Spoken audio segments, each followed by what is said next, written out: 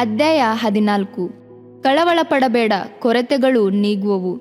ನನ್ನ ದೇವರು ಕ್ರಿಸ್ತ ಯೇಸುವಿನ ಮೂಲಕ ತನ್ನ ಪ್ರಭಾವದ ಐಶ್ವರ್ಯಕ್ಕೆ ತಕ್ಕ ಹಾಗೆ ನಿಮ್ಮ ಪ್ರತಿಯೊಂದು ಕೊರತೆಯನ್ನು ನೀಗಿಸುವನು. ಫಿಲಿಪ್ಪಿ ಅಧ್ಯಾಯ 4 ವಚನ 19. ಕ್ರಿಸ್ತನು ನಮ್ಮ ಜೀವಿತದಲ್ಲಿ ಬರುವಾಗ ನಮ್ಮ ಕೊರತೆಗಳೆಲ್ಲ ನೀಗಿಸಲ್ಪಡುವವು. ಸಂತೋಷದಿಂದಲೂ ಸಮಾಧಾನದಿಂದಲೂ ತುಂಬಿಸುವನು. ಆಶೀರ್ವಾದದಿಂದಲೂ ಕೃಪೆಯಿಂದಲೂ ತುಂಬಿಸುವವನು. ಪರಿಶುದ್ಧಾತ್ಮನ ವರಗಳಿಂದಲೂ ಫಲಗಳಿಂದಲೂ ತುಂಬಿಸುವನು. ಕೊರತೆಗಳೇ ಇಲ್ಲದ ಮನುಷ್ಯನೇ ಇಲ್ಲ. ಒಬ್ಬೊಬ್ಬರಿಗೂ ಯಾವುದಾದರೊಂದು ಕೊರತೆ ಇದ್ದೇ ಇರುತ್ತದೆ. ಒಂದೊಂದು ಕುಟುಂಬದಲ್ಲೂ ಒಂದೊಂದು ಕೊರತೆ ಇದ್ದೇ ಇರುತ್ತದೆ. ಬಡವನಿಗೆ ಆಹಾರದ ಕೊರತೆ, ಐಶ್ವರ್ಯವಂತನಿಗೆ ಸಮಾಧಾನದ ಕೊರತೆ. ಕೊರತೆಗಳ ಮಧ್ಯದಲ್ಲಿ ಯಾರ್ಯಾರು ಕರ್ತನನ್ನು ಅಂಗೀಕರಿಸಿಕೊಳ್ಳುತ್ತಾರೋ, ಯಾರ್ಯಾರ ಜೀವಿತದಲ್ಲಿ ಕ್ರಿಸ್ತನು ಬರುತ್ತಾನೋ, ಆಗ ಅವರ ಕೊರತೆಗಳೆಲ್ಲ ನೀಗಿಸಲ್ಪಡುತ್ತವೆ. ಅಪೊಸ್ತಲನಾದ ಪೌಲನು ಬರೆಯುತ್ತಾನೆ, ಸಂಪೂರ್ಣವಾದದ್ದು ಬಂದಾಗ ಅಪೂರ್ಣವಾದದ್ದು ಇಲ್ಲದಂತಾಗುವುದು. 1 ಕೊರಿಂಥ ಅಧ್ಯಾಯ 13 ವಚನ 10. ಅಂದು ಮದುವೆ ಮನೆಯಲ್ಲಿ ದ್ರಾಕ್ಷಾರಸದ ಕೊರತೆಯಾಯಿತು. ಯೇಸು ಅಲ್ಲಿದ್ದರಿಂದ ತಣ್ಣೀರನ್ನು ದ್ರಾಕ್ಷಾರಸವನ್ನಾಗಿ ಮಾರ್ಪಡಿಸಿ ಆ ಕೊರತೆಯನ್ನು ನೀಗಿಸಿದನು. ಸಮಾರ್ಯ ಸ್ತ್ರೀಗೆ ಮಾನಸಿಕವಾದ ನೋವು ಇತ್ತು. 5 ಜನ ಗಂಡಂದರಿದ್ದಾಗೂ ಅವಳಿಗೆ ತೃಪ್ತಿ ಇರಲಿಲ್ಲ. ನಾಶವಾಗುವ ಮನುಷ್ಯರ ಪ್ರೀತಿಗಾಗಿ ಪರಿತಪಿಸುತ್ತಿದ್ದ ಅವಳಿಗೆ ನಿತ್ಯ ಜೀವಕ್ಕಾಗಿ ಉಳಿಯುವಂತಹ ಜೀವಜಲದ ಬುಗ್ಗೆಯನ್ನೇ ಕೊಟ್ಟು ಅವಳ ಕೊರತೆಯನ್ನು ನೀಗಿಸಿದನು. ಬೆತೆಸ್ತಾ ಕೊಳದ ಬಳಿಯಿದ್ದ ರೋಗಿಗೆ ಆರೋಗ್ಯದ ಕೊರತೆ, ಸುಖದ ಕೊರತೆ. 38 ವರ್ಷಗಳಿಂದ ಕಾಯಿಲೆಯಿಂದ ಕಷ್ಟಪಡುತ್ತಿದ್ದನು. ಕರ್ತನು ಅವನನ್ನು ಹುಡುಕಿ ಬಂದು, ನಿನ್ನ ಹಾಸಿಗೆಯನ್ನು ಎತ್ತಿಕೊಂಡು ನಡೆ ಎಂದನು. ತಕ್ಷಣವೇ ಗುಣ ಹೊಂದಿದನು. ಯೇಸು ಕ್ರಿಸ್ತನು ಪ್ರತ್ಯಕ್ಷನಾದಾಗ ನಿಮ್ಮ ಆತ್ಮ, ಪ್ರಾಣ, ಶರೀರಗಳು ದೋಷವಿಲ್ಲದೆ ಸಂಪೂರ್ಣವಾಗಿ ಕಾಣಿಸಲ್ಪಡಲಿ. 1 ಥೆಸಲೋನಿಕ ಅಧ್ಯಾಯ 5 ವಚನ 23. ಕರ್ತನಾದರೋ ಈ 3ರಲ್ಲಿ ಯಾವ ಕೊರತೆ ಇದ್ದರೂ ಅದೆಲ್ಲವನ್ನು ನೀಗಿಸಲು ಇಷ್ಟವುಳ್ಳವನಾಗಿದ್ದಾನೆ.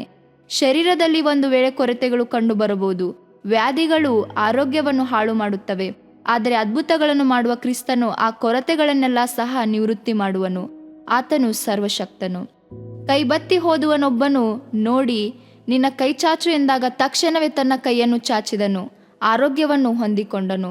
18 ವರ್ಷಗಳಿಂದ ಗೂನಿಯಾಗಿದ್ದ ವಯಸ್ಸಾಗಿದ್ದ ಸಹೋದರಿಯನ್ನು ಬಿಡುಗಡೆ ಮಾಡಿದನು. ಆ ಕರ್ತನೆ ಈಗಲೂ ನಿನ್ನನ್ನು ಮುಟ್ಟಿ ಗುಣಪಡಿಸಿ ನಿನ್ನ ಎಲ್ಲ ಕೊರತೆಗಳನ್ನು ನೀಗಿಸುವನು. ನಿನ್ನ ಆತ್ಮದಲ್ಲಿ ಬಂದ ಕೊರತೆ ಏನು? ನೆಮ್ಮದಿಯನ್ನು ಕಳೆದುಕೊಂಡು ಆಶ್ರಯವನ್ನು ಕಳೆದುಕೊಂಡಿರುವೆಯಾ? ನಿನ್ನ ಆತ್ಮದಲ್ಲಿ ಸಮಾಧಾನವನ್ನು ಕಳೆದುಕೊಂಡು ಪರಿತಪಿಸುತ್ತಿರುವೆಯಾ? ಕರ್ತನನ್ನು ದೃಷ್ಟಿಸಿ ನೋಡು.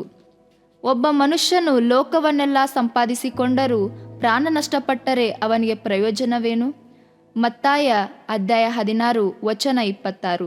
ಆತ್ಮದಲ್ಲಿ ಸಮಾಧಾನವನ್ನು, ಸಂತೋಷವನ್ನು ಕಳೆದುಕೊಳ್ಳಲು ಕಾರಣವೇನು? ಪಾಪವೇ ಕಾರಣ.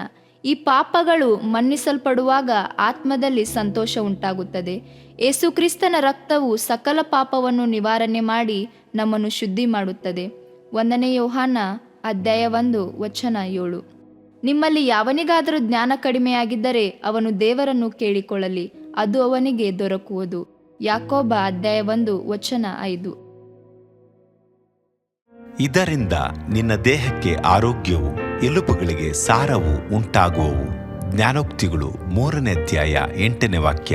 ಪ್ರಿಯ ವೀಕ್ಷಕರೇ ಮತ್ತು ಕರ್ತನಲ್ಲಿ ಸಹೋದರ ಸಹೋದರಿಯರೇ, ನೀವು ನಮ್ಮ ಈ ಕಾರ್ಯಕ್ರಮವನ್ನ ವೀಕ್ಷಿಸಿದ್ದಕ್ಕಾಗಿ ದೇವರ ನಾಮದಲ್ಲಿ ನಿಮಗೆ ವಂದನೆಗಳು. ದೇವರ ವಾಕ್ಯವು ನಮ್ಮ ಎಲುಬಿಗೆ ಬಲವು, ಸಾರವೂ ಆಗಿದೆ ಎಂದು ಸತ್ಯವೇದವು ಹೇಳುವಂತೆ ಈ ಕಾರ್ಯಕ್ರಮವು ನಿಮಗೆ ಆಶೀರ್ವಾದಕರವಾಗಿದೆ ಎಂದು ನಂಬುತ್ತೇವೆ. ಪ್ರಿಯ ವೀಕ್ಷಕರೇ, ನಮ್ಮ ಈ ಸೇವೆಗಾಗಿ ಪ್ರಾರ್ಥಿಸಿರಿ ಮತ್ತು ಎಲ್ಲಾ ಕಾರ್ಯಕ್ರಮಗಳನ್ನ ಇತರರೊಂದಿಗೆ ಶೇರ್ ಮಾಡಿರಿ. ಅದೇ ರೀತಿಯಾಗಿ ನಮ್ಮ ಈ ಯೂಟ್ಯೂಬ್ ಚಾನೆಲ್ ಅನ್ನು ಸಬ್ಸ್ಕ್ರೈಬ್ ಮಾಡಿರಿ ಹಾಗೂ ಲೈಕ್ ಮಾಡಿ. ನಿಮ್ಮ ಅನಿಸಿಕೆಗಳನ್ನು ಕಮೆಂಟ್ ಬಾಕ್ಸ್ನಲ್ಲಿ ನಮಗೆ ತಿಳಿಯಪಡಿಸಿ.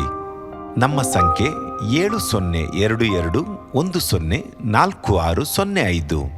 ಈ ಸಂಖ್ಯೆಗೆ ಕರೆ ಮಾಡಿರಿ. ಒಬ್ಬ ಪಾಪಿಯ ಪ್ರಾರ್ಥನೆ. ಯೇಸುವನ್ನು ರಕ್ಷಕನಾಗಿ ಅಂಗೀಕರಿಸಲು ಮಾಡಬೇಕಾದ ಪ್ರಾರ್ಥನೆ. ಪ್ರಿಯ ಪರಲೋಕದ ತಂದೆಯೇ, ಯೇಸುವಿನ ಹೆಸರಿನಲ್ಲಿ ನಾನು ನಿನ್ನ ಬಳಿಗೆ ಬಂದಿದ್ದೇನೆ. ನನ್ನ ಬಳಿಗೆ ಬರುವವರನ್ನು ನಾನು ತಳ್ಳಿಬಿಡುವುದೇ ಇಲ್ಲ.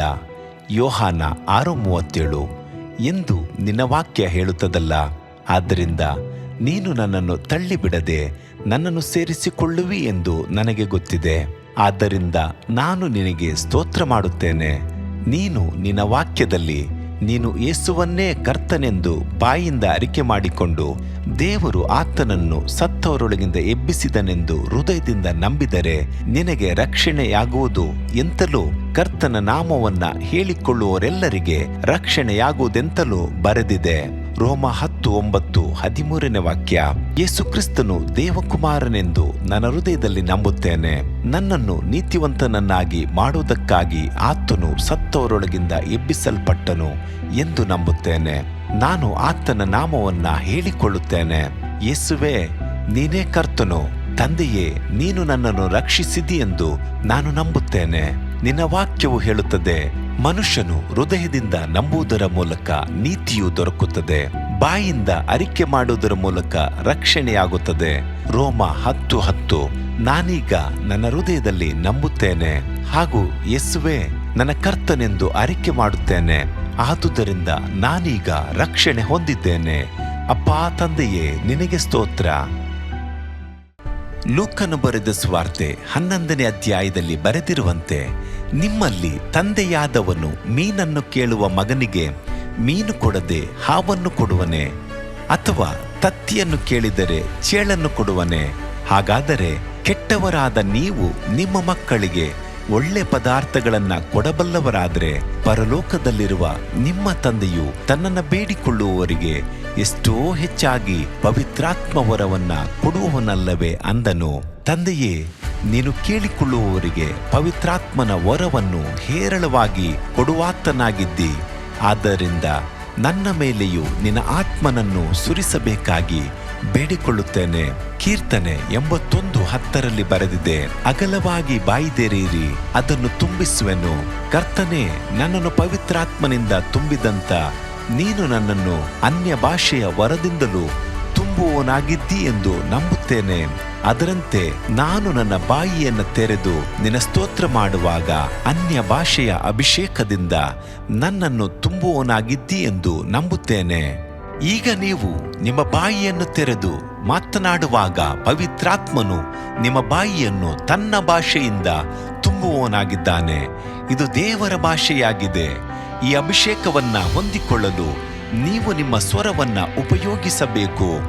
ಅದರಿಂದ ನೀವು ನಿಮ್ಮ ಬಾಯಿಯನ್ನು ತೆರೆದು ದೇವರಿಗೆ ಸ್ತೋತ್ರ ಮಾಡುವಾಗ ದೇವರು ನಿಮ್ಮನ್ನು ಅನ್ಯ ಭಾಷೆಯ ವರದಿಂದ ತುಂಬುವವನಾಗಿದ್ದಾನೆ. ಪ್ರಿಯರೇ, ಈಗ ನೀವು ಪವಿತ್ರಾತ್ಮನಿಂದ ತುಂಬಲ್ಪಟ್ಟ ಆತನ ಪ್ರಿಯ ಮಕ್ಕಳಾಗಿದ್ದೀರಿ. ದೇವರ ನಾಮಕ್ಕೆ ಸ್ತೋತ್ರವಾಗಲಿ.